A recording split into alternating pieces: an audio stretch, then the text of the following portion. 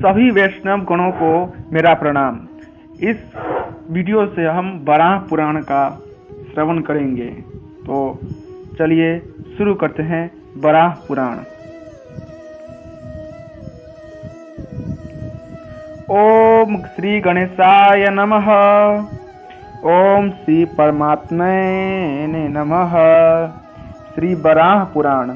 ओम नमो भगवते महावराय नमः। भगवान वराह के प्रति पृथ्वी का प्रश्न और भगवान के उदर में विश्व ब्रह्मांड का दर्शन कर भयभीत हुई पृथ्वी द्वारा उनकी स्तुति।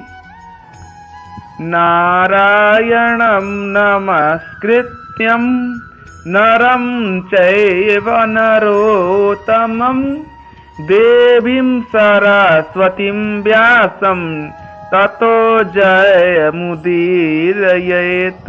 नमस्ते वराहाय लीलयोद्भरते महिं क्षूरमध्यगतो यस्य मेरुः खणायते। दृष्टाग्रेणोद्भता गौरुदधि परिवृता पर्वर्तने निम्नगाभिः साकी मृत्युपण्डत्वा बृहदुरवपास अनन्तरूपेण येन सो अयं कंसासुरारिर्मुरकदशास्य अन्त कृतस्वर्वंस्थः विष्णुः सुरेशो नुदतु मम रिपुना दिदेवो वराहः रिपुना दिदेवो वराहः। अंतर्यामी नारायण स्वरूप भगवान वराह नर रत्न नर ऋषि उनकी लीला प्रकट करने वाली भगवती सरस्वती और उसके वक्ता भगवान व्यास को नमस्कार है।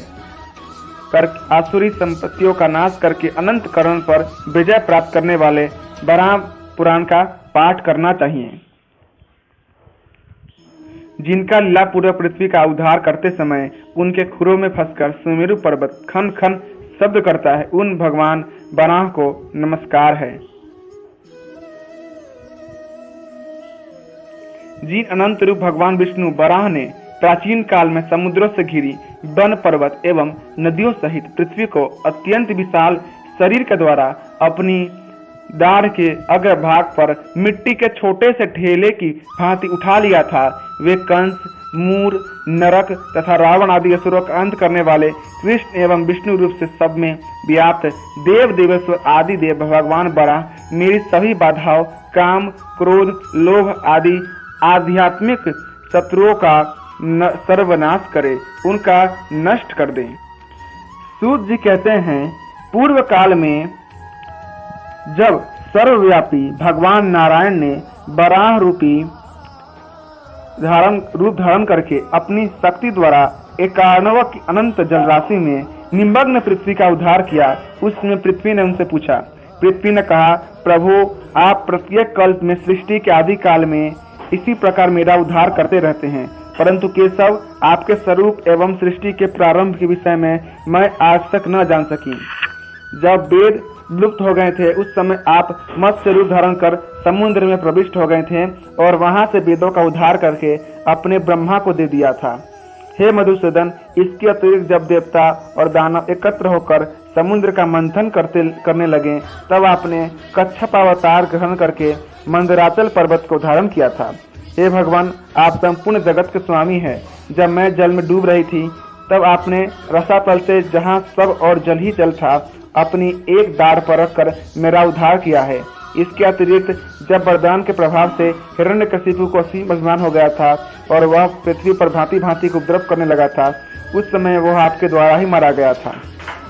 हे देवादिदेव, प्राचीन काल में आपने ही जमदग्नि नंदन परशुराम के रूप में अवतीर्ण होकर मुझे क्षत्रिय रहित कर दिया था।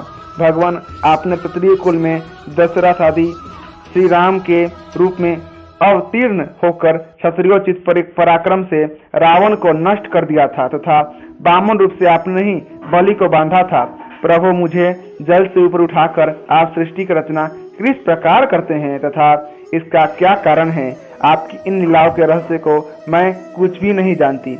विभो, मुझे एक बार जल के ऊपर स्थापित करने के अंतरंत आप किस प्रकार सृष्टि के पालन की व्यवस्था करते हैं। आपके निरंतर सुलभ रहने का कौन सा उपाय है। सृष्टि का किस प्रकार आरंभ और अवसान होता है। चारों युगों की गणना का कौन सा प्रकार तथा युगों का क्रम किस प्रकार चलता है। हे महेश्वर, उन गुणों युगों में किस युग की प्रधानता तथा किस युग में आप कौन सी लीला क्या करते हैं। यज्ञ में सदा संलग्न रहने वाले कितने राजा हो चुके हैं और उनमें से किन किन को सिद्धि सुलभ हुई है। प्रभु, आप मुझ पर प्रसन्न हो और ये सब विषय संक्षेप से बताने की कृपा करें। पृथ्वी के ऐसा कहने पर शुक्र रूपधारी भगवान आदि बराह हंस पड़े।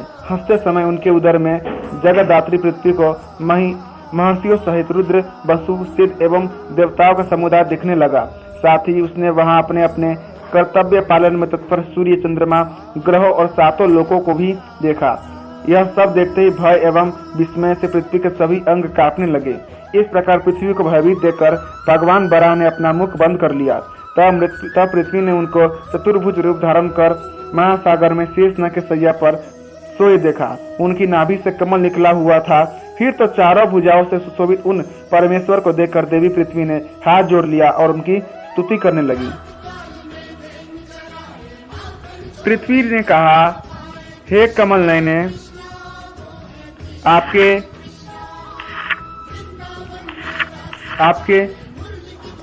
श्री अंगों में पीतांबर पहरा रहा है। आप स्मरण करते ही भक्तों के पापों का हरण करने वाले हैं। आपको बारंबार नमस्कार है।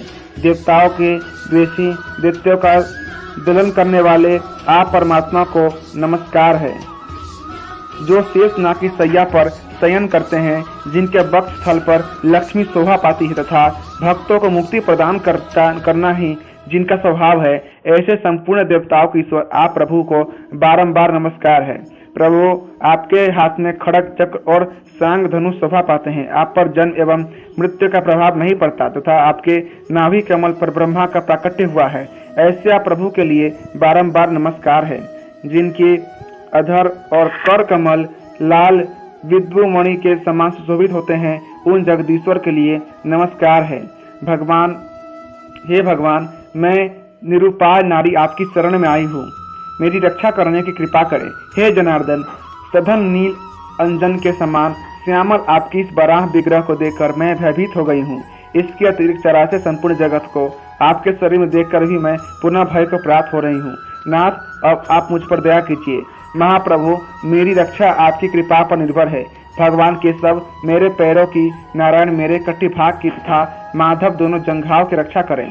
भगवान गोविंद गुह्यांग की रक्षा करें। विष्णु मेरी नाभि की तथा मधुसूदन उदर की रक्षा करे। भगवान वामन वक्षस्थल एवं हृदय की रक्षा करे। लक्ष्मीपति भगवान विष्णु मेरे कंठ की, ऋषिकेश मुख की, पद्मनाभ नेत्रों की तथा दामोदर मस्तक की रक्षा करे। इस प्रकार भगवान श्री हरि के नामों का अपने अंगों से न्यास करके पृथ्वी देवी भगवान विष्णु आपको नमस्कार है ऐसा कहकर मौन हो गई। अतः प्रथमो अध्याय वराह पुराणे समाप्त। तो अगले अध्याय अगले वीडियो में हम आपको पेश करेंगे।